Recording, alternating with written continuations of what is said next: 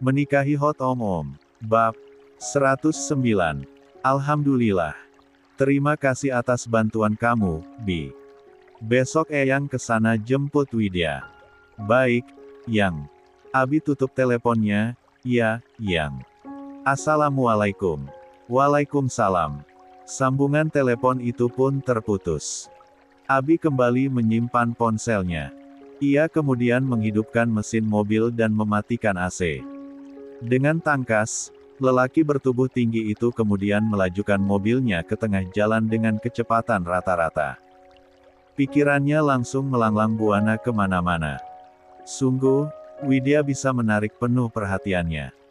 Lah benar-benar penasaran dengan apa yang sebenarnya dihadapi oleh perempuan ini. Tidak menemukan jawaban pasti, Abi pilih fokus untuk cepat sampai di rumah.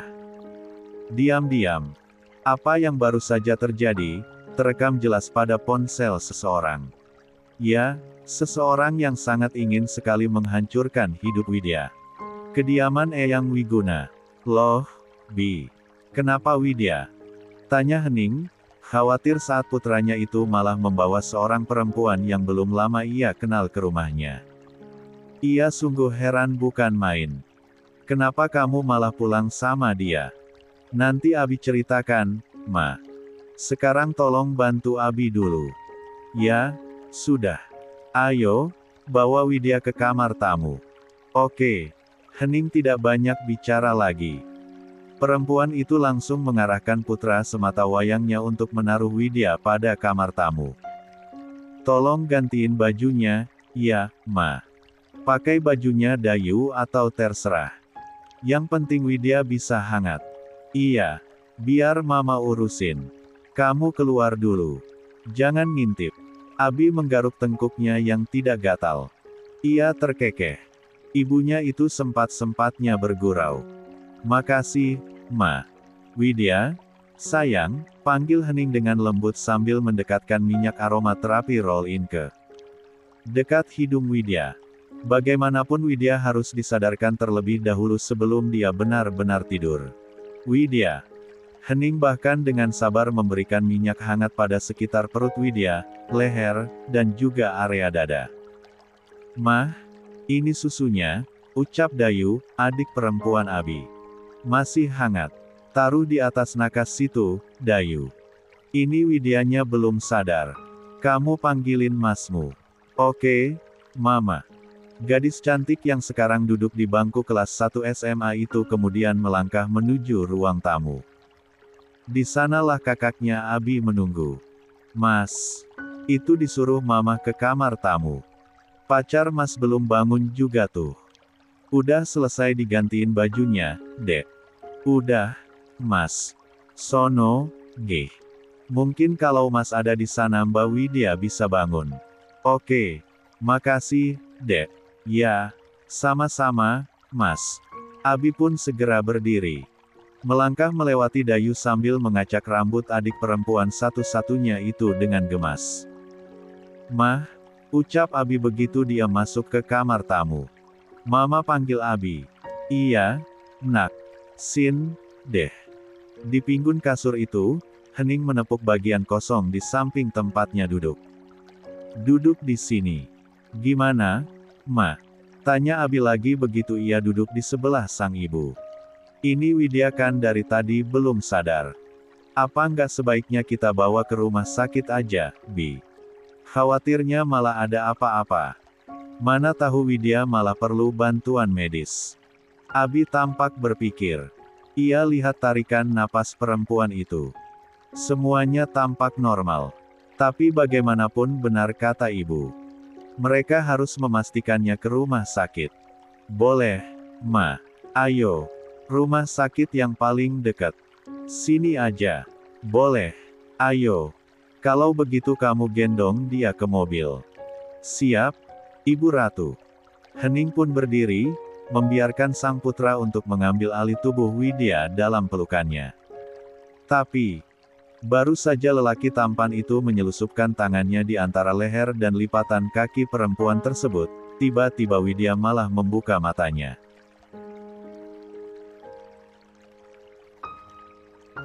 Mas Abi, ucap Widya saat posisi wajah mereka sangat dekat. La segera memijat pelipis yang sangat tegang. Refleks, tangan Abi pun meninggalkan tubuh istri sah Mahesa tersebut. Alhamdulillah, Bun, ucap Hening kembali duduk di samping Widya. Perempuan parubaya itu kembali membantu memijat pelipis Widya. Tegang banget, ya, nak. Widya mendesis pelan karena rasa tegang di kepalanya tersebut. Perempuan itu kemudian berusaha untuk duduk sebab merasa tidak sopan. Tante, Widya, udah, nggak apa-apa, sayang. Kamu rebahan dulu kalau rasanya berat. Widya tetap berusaha duduk. Dan Hening membantunya. Maaf, Mas, Tante.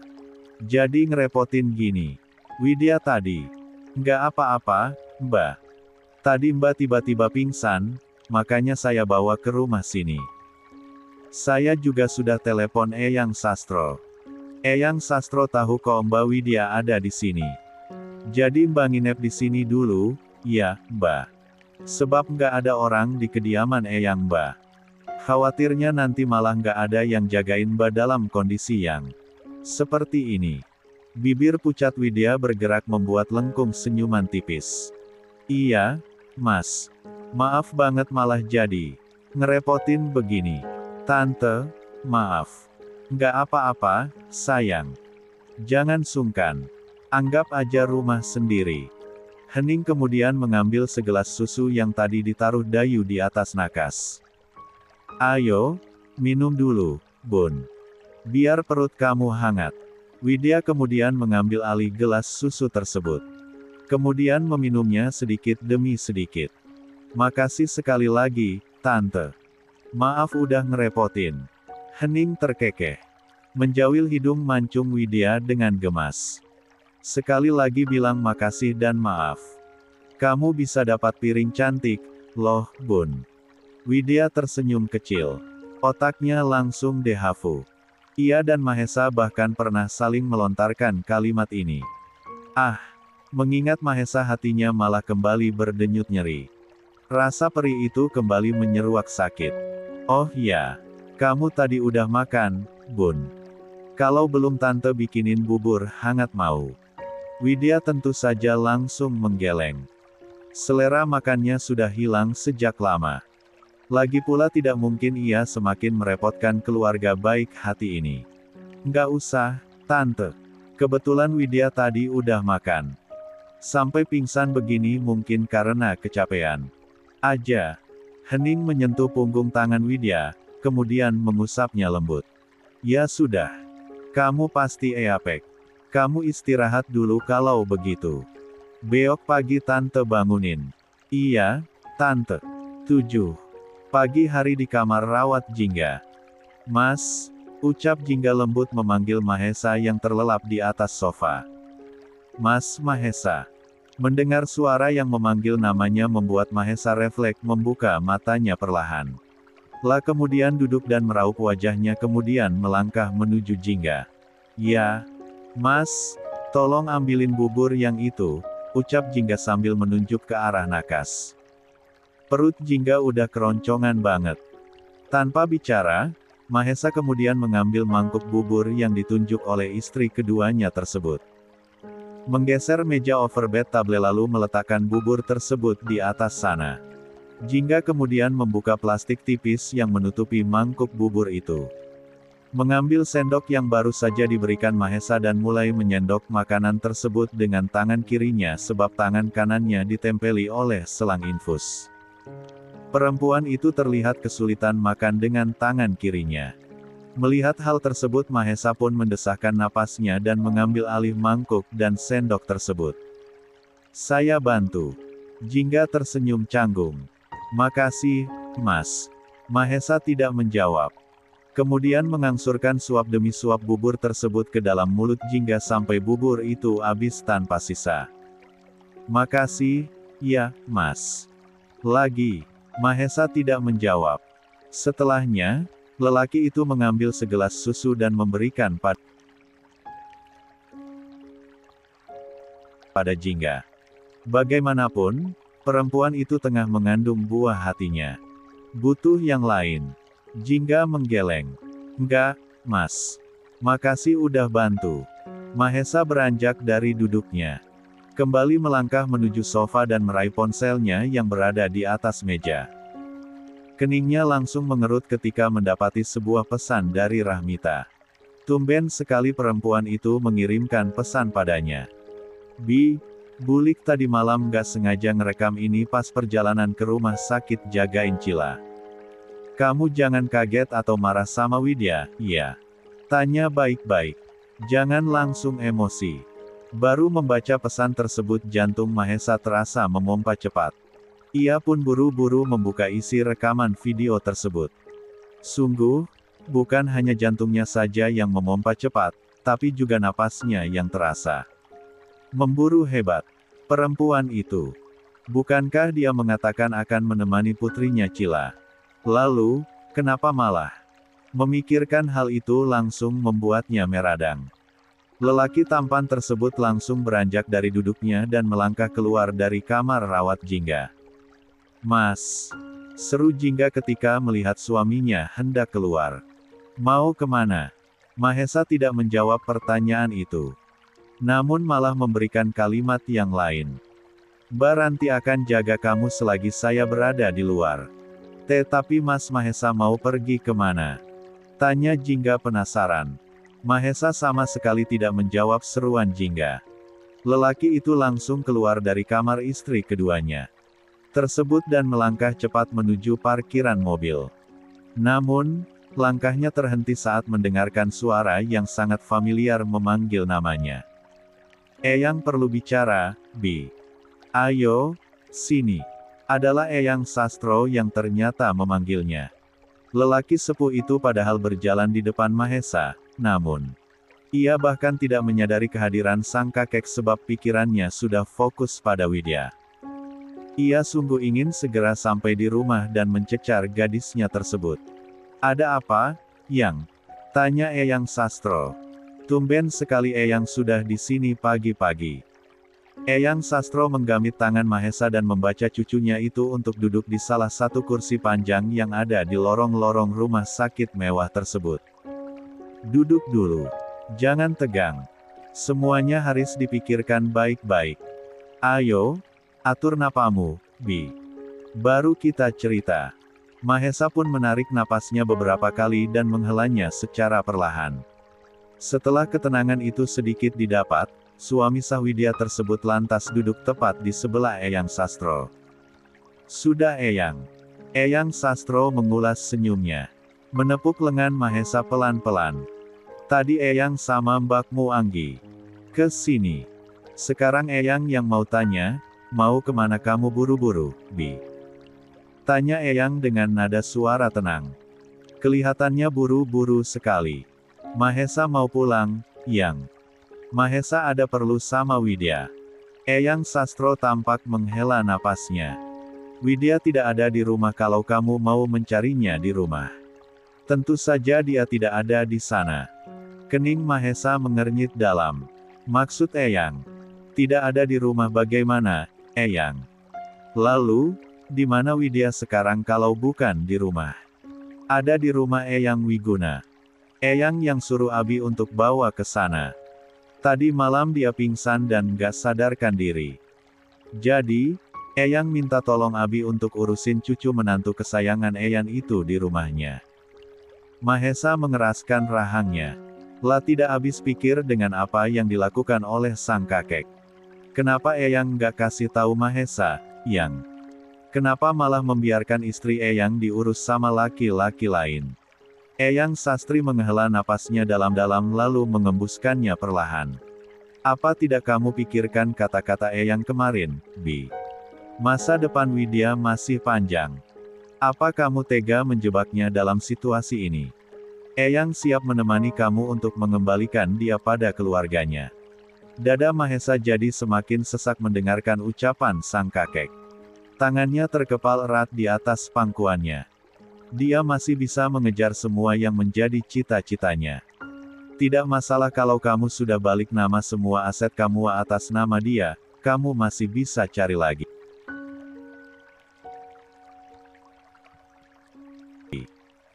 Aset Eyang juga masih banyak. Nggak masalah kalau Eyang limpahkan semua ke kamu. Lagi pula anak Eyang cuma Gunadia dan bulikmu Santi yang malah sibuk mengejar karirnya di luar negeri. Eyang Sastro menepuk-nepuk punggung tangan Mahesa pelan.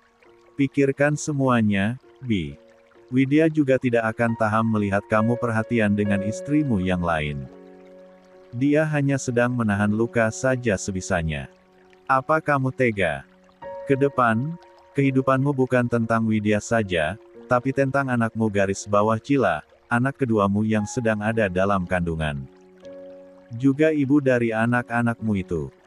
Jangan menghalangi kebahagiaan gadis baik hati itu, Bi.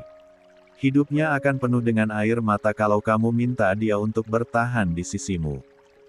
Eyang yakin, di antara kalian sudah terjadi perdebatan-perdebatan besar. Nyatanya Widya hujan-hujanan di taman kota sampai pingsan itu kenapa kalau bukan karena kepikiran kamu. Dan semua masalah ini, Eyang Sastro tahu, meminta Mahesa untuk melepaskan Widya adalah kemustahilan. Tapi ia tahu Mahesa adalah cucunya yang bijak. Ia pasti memikirkan nasib istrinya entah bagaimana caranya. Terkadang, cara terbaik mencintai seseorang adalah mengikhlaskan. Walaupun sulit untuk mencapai titik tersebut. Butuh usaha dan pantang menyerah. Di mana definisi cinta bukan tentang kepemilikan. Melainkan, menerima takdir dan kehendak tidak selamanya sesuai rencana. Kebanyakan yang Eyang amati, mereka mengatakan, mencintai, tapi bersifat mengontrol terhadap pasangannya, cemburu buta, posesif, obsesif, manipulatif, abusif dan tindakan yang tidak mencerminkan cinta itu sendiri, itu semua hanyalah ego yang menyamar. Ego menjadikan manusia melekat dengan konsep cinta yang salah, kemelekatan adalah akar penderitaan. Bi, pada dasarnya, inti dari kehidupan adalah perjalanan melepas. Pikirkan itu. Eyang tidak akan memaksa, tapi kamu bisa memikirkannya. Widya masih sangat muda, dihadapkan dengan situasi ini, kasihan dia. Biarkan dia sibuk dengan warna dunianya. Mungkin Widya akan kesakitan di awalnya, kamu jelas tahu, akan ada pelangi setelah badai. Dalam perjalanannya, biarkan Widya menyembuhkan dirinya lalu hidup dengan bahagia dan ketenangan. Apa kamu nggak ingin melihat Widya bebas seperti teman-temannya yang lain? Contohnya Laivia. Dia saat ini sibuk mengejar studinya. Sedangkan Widya, kamu penjara dalam keadaan ini. Mahesa kembali menelaah kalimat yang beberapa hari lalu belum lama Eyang Sastro ucapkan. Tapi berbeda dari yang kemarin, kali ini nasihatnya lebih detail. Tapi nyatanya, cinta tidak selalu damai dan indah, Eyang. Mencintai adalah seni menyakiti diri dengan cara yang menyenangkan, ucap Mahesa dengan argumennya. Ja masih sangat keras kepala tidak ingin kehilangan kesayangannya. Jadi, Mahesa kan memperjuangkan cinta Widya, karena dia memang layak mendapatkan itu. Tidak masalah karena Widya dan Mahesa akan menikmati luka dan sukanya jatuh cinta berulang kali pada orang yang sama, sampai menua bersama. Eyang Sastro hanya bisa menghela napasnya. Ya sudah. Jemput istrimu baik-baik ke rumah Wiguna. Keluarga itu sudah membantu merawat istrimu semalaman ini. Jangan salahkan Widya. Dia bahkan tidak tahu kalau akan dibawa ke rumah itu. Eyang yang memintanya. Eyang Sastro kembali menepuk-nepuk punggung Mahesa pelan. Tapi, pikirkan ucapan Eyang tadi. Sekali lagi ini adalah pilihan hidupmu. Kamu yang menentukannya. Eyang tidak akan memaksamu. Tapi perlu kamu ingat, Mahesa. Keluarganya juga tidak akan terima jika putri kesayangan mereka diperlakukan tidak adil seperti ini. Mungkin kamu bisa menahan rasa sakitnya karena kamu adalah sumbernya, lalu bagaimana dengan Widya? Sebagai penerimanya, Eyang Wiguna pun bangkit dari duduknya. Eyang kesini mau ketemu Dr. Suryo. Sudah janjian. Sekalian mau lihat keadaan cicit Eyang. Cila. Yang Suara Anggi pun terdengar ketika pria sepuh itu mulai berjalan melewati Mahesa.